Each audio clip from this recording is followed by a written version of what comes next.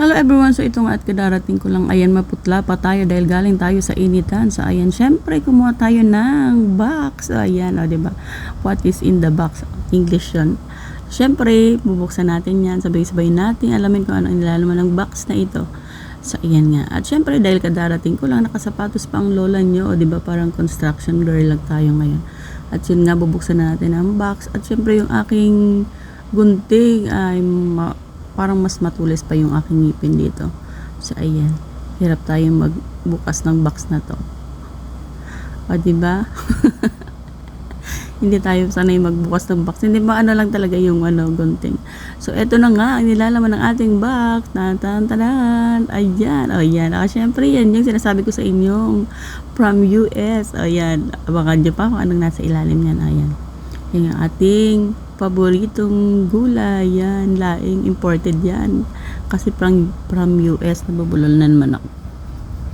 So ayun nga, 2 tali yan, so ulam ko yan for 1 week. At syempre meron pa yan, yung isa pang paborito kong pagkain yan. Tcharan, tan-tan-taran, ayan na, buksan na natin. Oops, ayan, o syempre yan, paborito ko yan, hinahanap ko yan kahit saan ako pumunta. Yan ang pansit ba to? So ayan, halatang bagong-bago pa talaga, ang ganda ng kulay. At syempre meron pa dyan ang pinaka inaabangan ko talaga, yan ang aking hinahanap-hanap. Tan-tan-taran, ayan na, ano kaya to? Syempre ang aking paboritong, ayan na, yan, aruyo. Yan yung aruyo ang tawag yan sa Bicol, sa Tagalog di ko alam, basta aruyo yan, masarap yan. So yan yung ating aruyo.